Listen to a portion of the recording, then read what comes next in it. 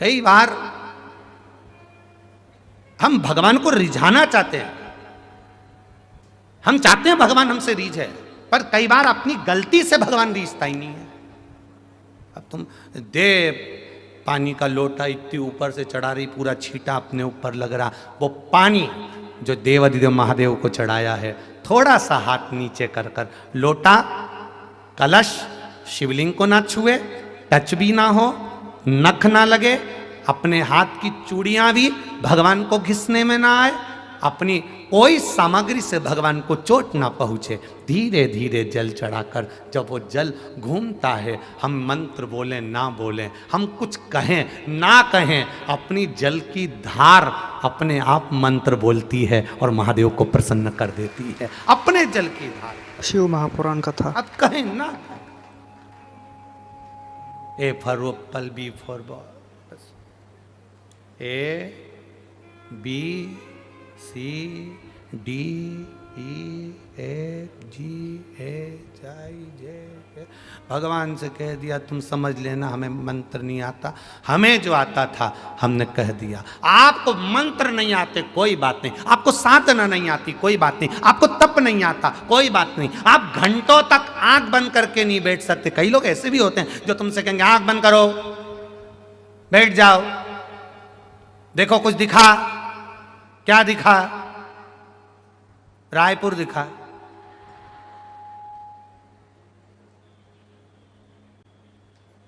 कई ऐसे भी मिलेंगे, बिठाएंगे, बैठो, आंख बंद करके बैठो, आंख बंद करके बैठो।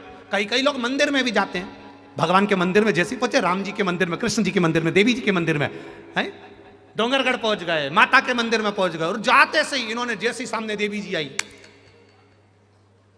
इतने में तो पीछे वाले ने धक्का मार के बाहर निकाल दिया। देवी जी भी कह रही इतनी दूर से चढ़ के इतनी ऊपर आई, तू मेरा दर्शन करने आई, अरे वो अकल की अंधी, मेरे सामने आते सी आंख बंद कर ली, ना जी भर के देखा, ना कोई बात की, बड़ी आरजू थी मुलाकात की, बड़ी आरजू थी मुलाकात की। पैदल चल के जा रही हूँ, भिलाई से जा रही हूँ, डोंगरगढ़ जा रही हूँ, यहाँ जा रही हूँ, वहाँ जा रही हूँ, हम तो 15 किलोमीटर दूर, 50 किलोमीटर दूर पैदल चलकर भगवान के दर्शन करने गए, और भगवान के मंदिर में जैसे ही पहुंचे तो आंख बंद कर ली। भगवान के आंख खोल के दर्शन कर, इतनी दूर से आइए, 2 मिनट नैन तो मिला ले, बस नैन मिल गए उतने में तो कल्याण कर दूंगा। नैन तो मिला, अब वो मिला ही नहीं, नैन तो क्या करेगा। और ये तो बस मंदिर में गए। अब इसको आंख बंद करते हुए देखा तो पास में 2-4 बैठी थी बेबी, अब उनको देखा तो जो मंदिर में आया वो भी। भगवान भी मन में सोच रहे हो, अरे ओ कमला, ये थोड़ी तो हिल जा, वो कमला। अच्छा सब बैठे तो इसने एक आंख खोल के देख भी लिया, सब बैठे तो इसने और जोरदार आंख बंद कर लिया। अच्छा कोई हमसे कह देना कि महाराज आप आंख बंद करके थोड़ी देर, हम तो जितनी देर ये कथा चालू होती है उसके पहले जो थोड़ी देर आंख बंद करते हैं ना, उसमें भी हमारी आंख बंद नहीं होती, उसमें भी भगवान ऐसा लगता है कि जैसे शंकर जी चक्कर काट के आ रहे हैं। वो हमको ही कई बार सोचना पड़ता आंख खोल लूँ क्या, अब खोल ना।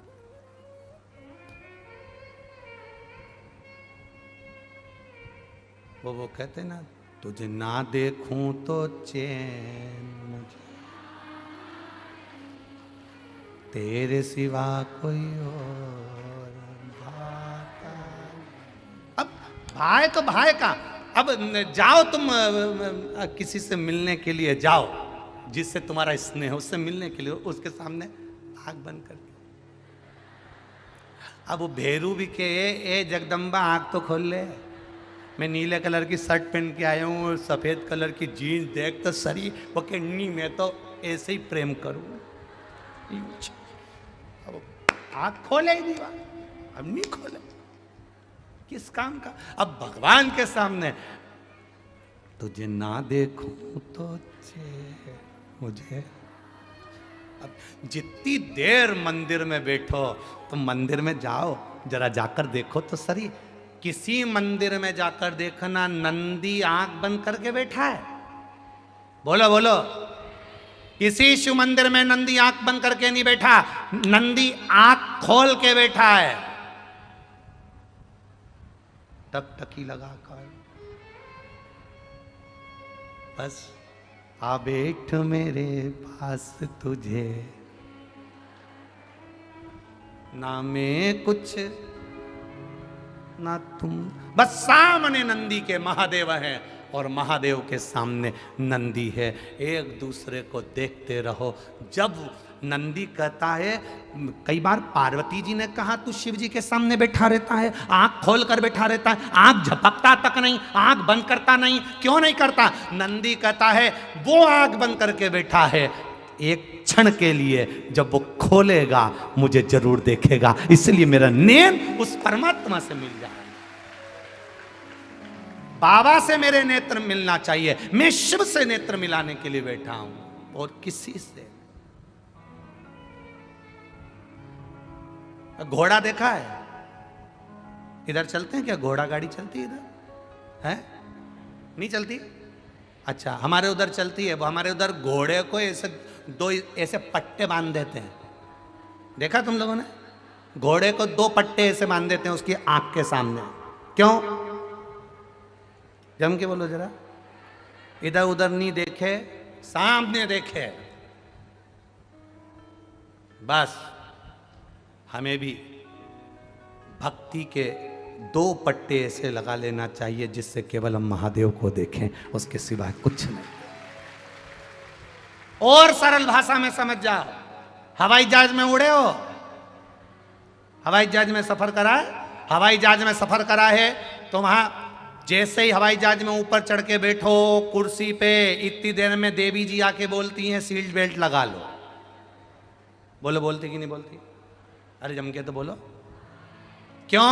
सीट बेल्ट लगा कर बैठिए, बस अपनी सीट पर बैठिए, बेल्ट लगा लीजिए। जो हवाई जहाज चला रहा है उसको तुमने देखा है? जितने लोग अंदर सफर करते हैं, जो अंदर सफर कर रहे हैं, उनसे हवाई जहाज चलाने वाला मिलने आता है क्या? अरे बोलो, जम के बोलो। नहीं आता, केवल उसका नाम बोला जाता है। ये पायलट इतनी देर में, इतनी घड़ी में, ये पायलट इतनी दूर पहुंचा देंगे। पायलट का नाम बोला जाता है, समय बोला जाता है, पर पायलट मिलने नहीं आता है। और अपनी सीट पर बेल्ट लगाकर बैठे रहो, रायपुर से भोपाल तुम पहुंच जाओगे। उसी तरह हमारी कथा भी ये कहती है, भक्ति का बेल्ट बांध कर बैठे रहो। वो पायलट भले नहीं दिखता, उसका नाम तो मालूम है ना, जपते रहो पार लग जाओ। उसका नाम तो मालूम है ना, श्री शिवाय नामस्तुभ्यम। उसके नाम को जपते रहो, अपनी सीट पर बैठे रहो, भक्ति का बेल्ट बांध कर रखना। और उड़ान भरेगा, उड़ान भरेगा तब थोड़ा सा झटका लगेगा, उतरेगा तब झटका लगेगा। बचपन थोड़े झटके में निकल सकता है, जवानी जब ऊपर पहुंचते पहुंचते आराम से चलेगा तब वो भी हिलेगा तो लगेगा कि थोड़ा सा कहीं डोल रहा है।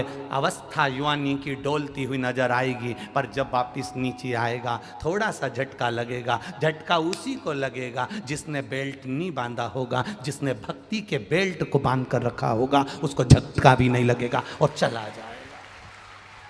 कष्ट वो भोगे जिसने भक्ति ना करी हो, कष्ट वो भोगे जिसने भजन ना कराओ। जो कभी भगवान की भक्ति में नहीं डूबा, जो कभी भजन में नहीं गया, कभी स्मरण में नहीं गया, कभी एक लोटा जल शिव जी को चढ़ाने नहीं गया, कष्ट उसको भोगना पड़ता है। सांसारिक मनुष्य जो भगवत की भक्ति में लगे उसको नहीं। मैना, धन्या, कला तीनों निकल कर गई और सनकादि ऋषि की जंघा में चोट लगी। सनकादि ऋषियों की जंघा में चोट लगी। जब लगी तो इनमें मैना गई तो इनने कुछ नहीं कहा, धन्या गई तो कुछ नहीं कहा, कला गई तब लगा कि भाई बार बार लात मार रहे हो, बार बार अपमान कर रहे हो, ये कहाँ की बात। शिव महापुराण की कथा कहती है, एक बार जो बैठ गया या तो पहले ऐसी व्यवस्था कर कर रखो कि घर के लोग यहाँ बैठेंगे तो वहाँ दूसरा नहीं बैठे कोई, और अगर कोई दूसरा बैठ गया है तो प्रयास करना कि उसको फिर हटाने का प्रयास ना करा जाए। वो बैठ गया तो बैठ गया ना, बहुत वो बैठ गया। अगर वो बैठकर कथा भी सुनेगा ना, तुम्हारा चित्त इतना नहीं लग पाएगा, और उसने अगर तुम्हारी जगह पर बैठकर कथा भी सुन ली ना, तुम्हें कथा सुनने का पूरा पुण्य फल उसका प्राप्त हो जाएगा। बैठ गया ना, बैठ गया, कोई बात नहीं, बैठो साहब, बैठो साहब।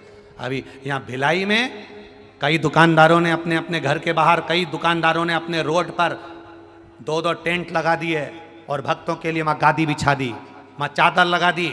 हजार भक्तों को कोई भोजन करा रहा है, कोई ठंडा पिला रहा है, कोई चाय पिला रहा है, कोई रुआवजा पिला रहा है, कोई बिस्कुट बांट रहा है, पूरे भिलाई के।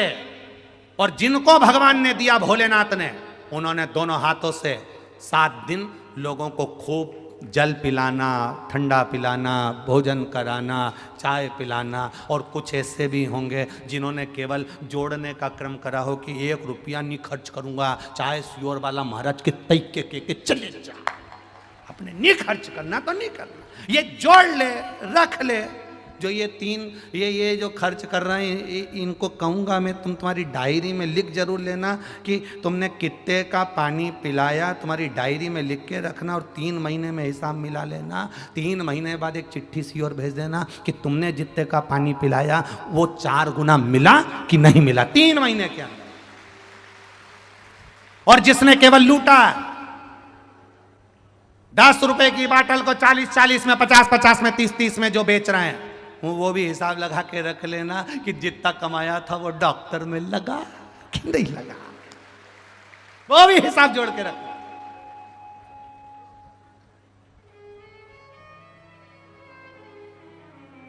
जोड़ो जोड़ो जोड़ो जोड़ो, उसके बाद यहीं पे छोड़ो। और इतना बड़ा फोटो, उसमें भी तुम्हारी स्माइल मुस्कुराती हुई, और उसमें भी पूड़ी और खीर चिपकी हुई, और मालूम पड़े सांस की बीमारी थी और कंडे में और धूप दे दी, फोटो में भी धांस रही और धांस रही। मत बुरे कर्म कर बंदे वरना पछताएगा, भगवान की आंखों से तू बच नहीं पाएगा, तू बच नहीं। प्रत्येक मनुष्य को अपने कर्म का दंड भोगना है। सियोर वाला महाराज करेगा, सियोर वाले को भोगना पड़ेगा, दूसरा करेगा, दूसरे को भोगना पड़ेगा। ये मत सोच लेना कि कथा बाचे तो भोगना नहीं पड़ेगा, या आप हो तो आपको भोगना नहीं पड़ेगा। संसार का संत, महात्मा, साधु, सन्यासी, तपस्वी, साधक, उपासक, कथाकार, चाहे कोई विद्वान से विद्वान हो, चाहे साधारण से साधारण हो, उसको मृत्यु लोक पर आने के बाद में कर्म का दंड भोगना ही पड़ता है। जैसा करोगे वैसा भरना ही पड़ेगा, निश्चित है, निश्चित। जितने ने पानी पिलाया, जितनों ने बिस्कुट खिलाया, जितनों ने सेवा करी, तैयारी रखना, 3 महीने हिसाब जोड़कर रखना। जो अपने अपने घर से रोटी बना के लाई, भले 2 लोगों के लिए लाई, भले 2 लोगों के लिए पूरी सब्जी बना कर लाई, पर हिसाब में जोड़ के रखना, मैंने 2 लोगों को भोजन कराया। और वो 2 लोगों का कराया गया भोजन, हमारे यहाँ तो सीधा सीधा बात है, छत्तीसगढ़ में रहते हो, 1 कटोरी चावल में पानी डालकर चूल्हे पे रख दो, कुकर भरा जाता है। यहाँ 1 कटोरी चावल किसी को देते हो तो कुकर भरकर मिलता है, साधारण नहीं मिलता है। यहाँ इतना मिलता है, दिया थोड़ा है, लगाया थोड़ा है, खर्च थोड़ा करा है, पर प्राप्त बहुत होता है। मन बड़ा रखना, चित्त बड़ा रखना, वृत्ति बड़ी रखना, दिल बड़ा रखना, देने वाला भी बड़ा रखेगा, खूब देगा अंबारियों से, खूब।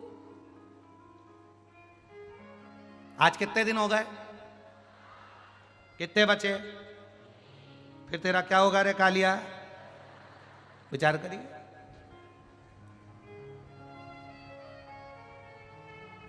मिला समय, आधी रात को पानी आ रहा है, सब सोने वाले तितर बितर हो रहे हैं, कोई अंदर समेट गए, पानी पानी पानी। जहां तुम लोग बैठे हो खूब पानी भरा हुआ था, कोई चप्पल से बाहर निकाल रहा, कोई काय से निकाल रहा, माताएं, पानी इधर टपक रहा, वो अपना अपना दरी आसन लगा लगा कर, हम वो वीडियो भेजेंगे आपको, जरा देखिएगा, जो सीहोर जाती हैं यहाँ से, कई भगत लोग भेजते हैं उन वीडियो को। सब माताएं, पानी टपक रहा है, आंधी चल रही है, तूफान अपनी जगह चल रहा है, और पानी पानी हो रहा है, और वो भगवान की भक्ति में नाच रहे, गा रहे, श्री शिवाय नमस्तुभ्यम कहते जा रहे। ये अविरल भक्ति कहां से लाओगे? भिलाई वालों और भिलाई के जितने भक्त हैं, ये नजारा दूसरी बार देखने को नहीं मिलने वाला। इन भक्तों का दर्शन फिर नहीं होने वाला। ये तो शिव की कृपा से मिला है जो हमें प्राप्त हो। चढ़ाओ शिव को जल। अपने शंकर को चढ़ाए गए जल का छींटा भी बाहर ना आए, धीरे धीरे। हम मंत्र नहीं जानते, हम साधना नहीं जानते, हम कोई विद्या नहीं जानते। हम भगवान को जो जल चढ़ाएं उसकी धार धीरे चले तो भगवान भी मंत्र खुद बना लेते हैं। ये मेरा भक्त है, खुद नहीं बोलेगा, जल चढ़ा रहा है, इसका जल बोलेगा, ये खुद नहीं बोले। क्यों बोले? दो तरह के सेठ जी होते हैं, जरा अच्छे से समझ लेना। दो तरह के सेठ, एक जिनके आगे नौकर को बोलना पड़ता है, सेवक को बोलना पड़ता है, सेठ जी मेरे घर में बेटे की शादी है, सेठ जी मेरे घर में बेटी की शादी है। और एक ऐसा सेठ होता है जिसके आगे बोलना नहीं पड़ता, पूछ लेता है, क्यों शादी कब की निकली है? बस 15 तारीख की है, 10 तारीख की है, 8 तारीख है। अच्छा, तैयारी हो गई सारी? बस मैंने थोड़ी बहुत तो कर ली है सेठ जी, कोई चीज की जरूरत? बस थोड़ी बहुत तैयारी रह गई, ये ले तैयारी कर लेना, ले जाए इतना रुपया तैयार। एक सेठ होता है जो पूछ कर दे देता है, एक वो सेठ होता है जो बार बार सेवक बताए तब देता है। मेरा महादेव वो सेठ है जिसके सामने बार बार बोलने की जरूरत नहीं पड़ेगी, तुम्हारा जल चढ़ेगा और उतने में वो समझ जाएगा कि इसको चाहिए क्या, क्या चाहिए इसको, वो समझ जाए।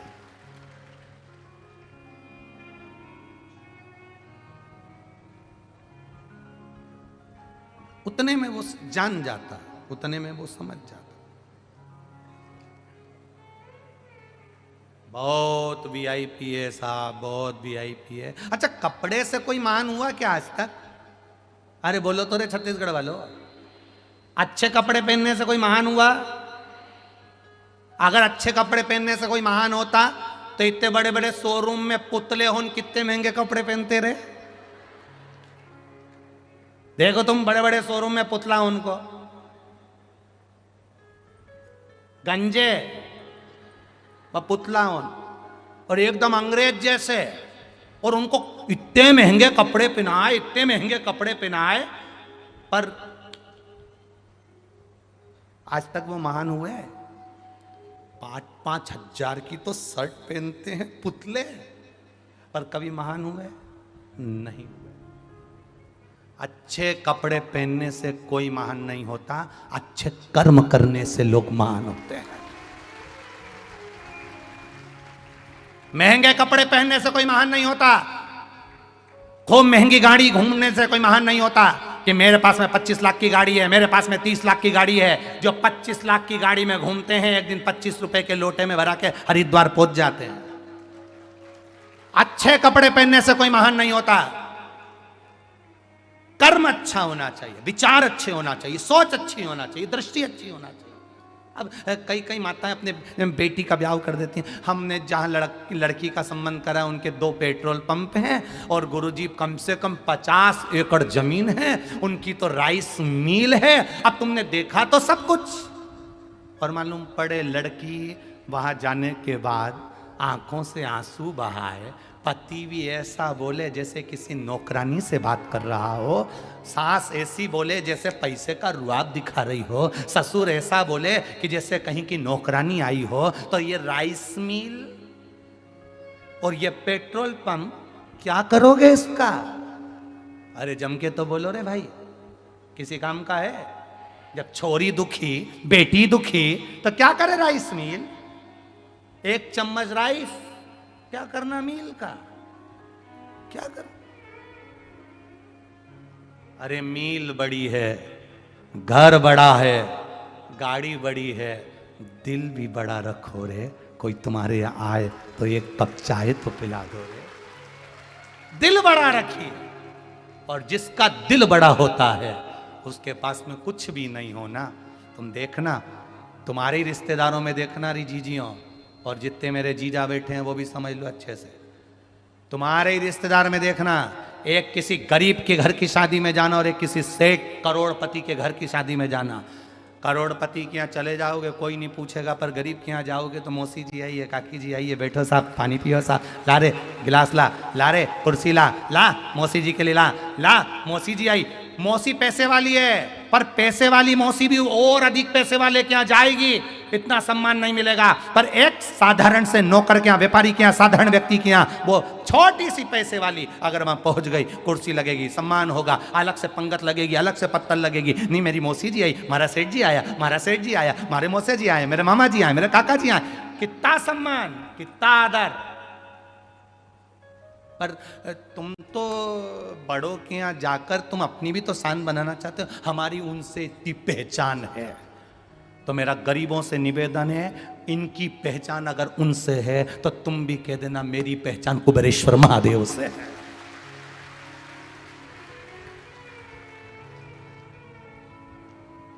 मेरी पहचान उस काल अधिपति महाकाल राजा से, कुबेर भंडारी से, कुबेरेश्वर महादेव से है, जिसने चोर को कुबेर बना दिया।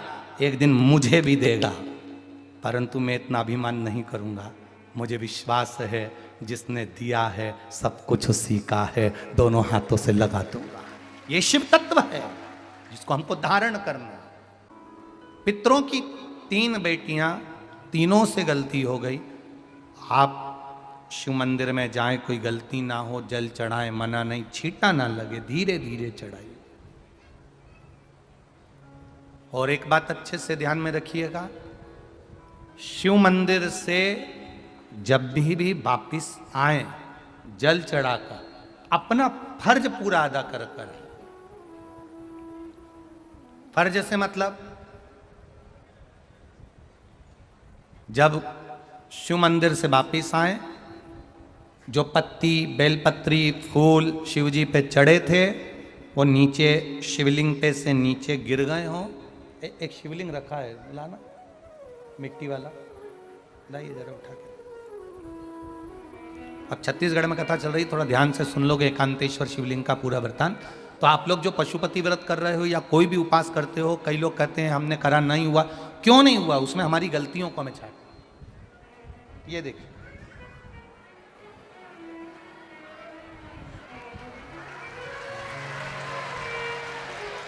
अब जैसे ये शिवलिंग रखा है, आपने जल चढ़ाया, अब जल आप यहां से चढ़ा रहे हो तो धीरे धीरे धीरे धीरे चढ़ाएं, जिससे छींटे बाहर ना, यहां तक छींटे रहे ना, जलाधारी तक चलेगा, बाहर ना गिरे। और एक बात का स्मरण रहे, यदि बेलपत्री, फूल, पत्ती जल चढ़ाने के बाद ये सब अगर नीचे गिर जाए, जलाधारी पर गिर गया या नीचे उतर गया, तुम्हारा पूरा जल चढ़ जाए, तुम्हारे पास में चंदन नहीं है, अबीर नहीं है, गुलाल नहीं है, कुछ भी नहीं हो, तो भी अपने हाथ की 3 उंगलियों से रेखा 3 खींचकर और फिर जो माला आदिक भगवान की रखी थी उसी से भगवान का वापिस पूरा श्रृंगार कर कर फिर वापिस आइए, भगवान को पूर्ण श्रृंगार।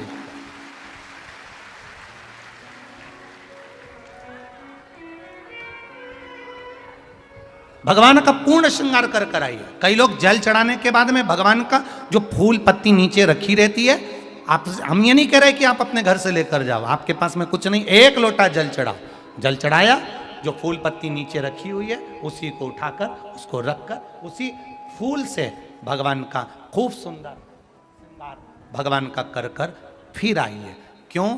शिव का जब हम श्रृंगार कर कर आते हैं, माता पार्वती जी ने देव अधिदेव महादेव का श्रृंगार किया है, आप लोगों के स्मरण में होगा।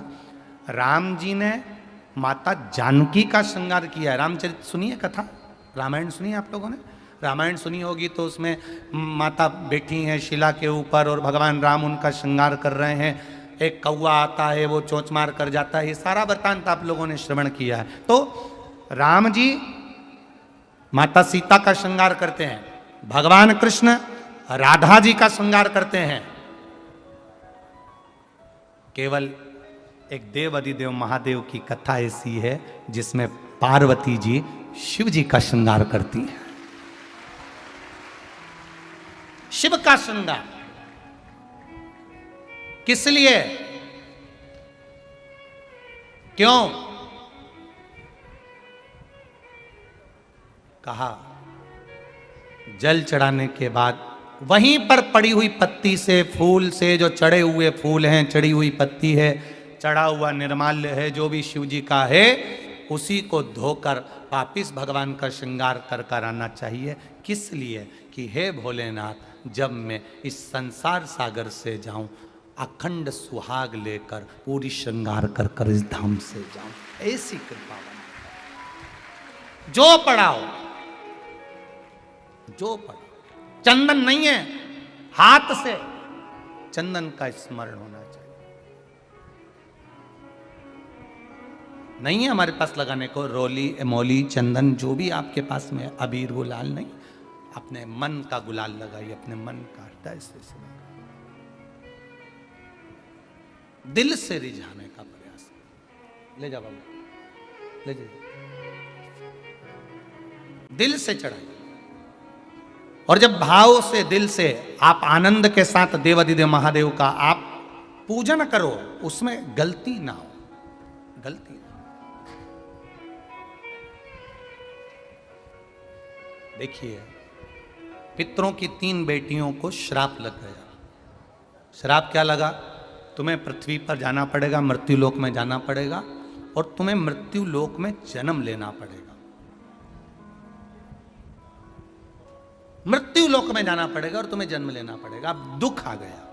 पितरों की बेटियां, इन्होंने पूछा हमारा भी कल्याण हो और पितृलोक में जितने पितर आए उनका भी कल्याण हो।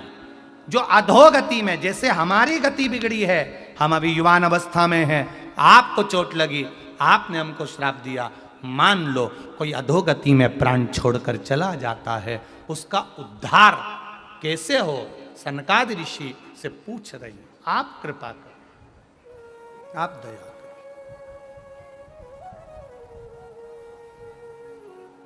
उद्धार कैसे? महाराज,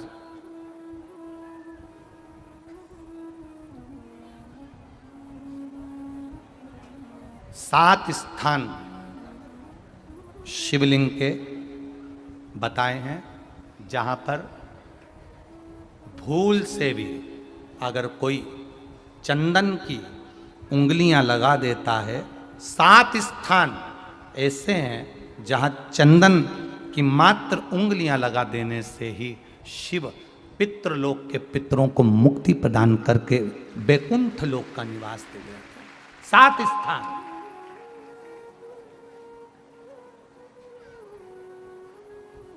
और वो 7 स्थान जो चंदन के बताए गए हैं, पहला भगवान देवाधिदेव महादेव के शिवलिंग पर चंदन का लेपन। समझ लेना जरा बहुत अच्छे से। आपको लगता है स्वप्न में कोई मुर्दे दिख रहे हैं, या कोई जल रहा है, या कोई मर रहा है, या कोई चला गया है, ऐसा भय लगता है। बच्चों को मानी भेजूंगी ऐसा हो जाएगा, पति को मानी भेजूंगी ऐसा हो जाएगा, कोई हमारे कोई गलत तो नहीं कर रहा है, आपको लगता है। 7 स्थान चंदन के बताएं महाराज। पहला शिवलिंग, दूसरा जहां गणेश जी का स्थान है, मालूम है ना सबको? जम के बोलो जरा, मालूम है ना सबको?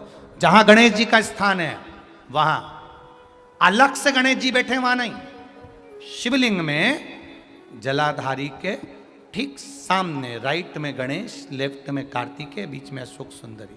तो पहला चंदन बाबा के शिवलिंग पर, दूसरा गणेश जी पर चंदन की उंगली, तीसरा षडानंद कार्तिकेय पर चंदन की उंगली, चौथा अशोक सुंदरी पर चंदन की उंगली, पांचवा जलाधारी पर चंदन की उंगली। छठा, जो शिवलिंग का जल बह रहा है इसके ठीक विपरीत की ओर चंदन की उंगली। और सातवां, चंदन नंदी के मस्तक के ऊपर जो दो सींग लगे रहते हैं उस पर चंदन की उंगली। ये कब लगाई जाती है? या तो अमावस्या के दिन आपको लगता है कि हमारे पूर्वजों का उद्धार नहीं हुआ, हमारे पूर्वजों का कल्याण नहीं हुआ, कहीं अधोगति में कोई चला गया है, उसका बस एक बार, रोज नहीं जरूरत है, प्रतिदिन जरूरत ही नहीं, महीने में एक बार अगर अमावस्या के दिन भी आपने चंदन के थोड़ा सा चंदन अगर मेरे देव अधिदेव महादेव को 7 स्थान पर समर्पित किया है। अशोक यहाँ पर वर्णन कर रही हैं, मैना, धन्य और कला की कथा कह रही है। तीनों ने सनकादि ऋषियों से मांगा। चंदन भगवान को अति प्रिय होता है और चंदन ही एक ऐसा होता है जो पितरों को भी प्रिय होता है, जिसका स्पर्श मात्र लगने से पूर्वजों का कल्याण हो जाता है। वो चंदन का 7 स्थान चंदन के कहे, 7 स्थान। एक चंदन शमी पत्र के बहुत पत्र हैं आज, बहुत, और सब पत्र बहुत सुंदर सुंदर आए। अब किसका पढ़े किसका ना पढ़े, बाबा की ऐसी कृपा है।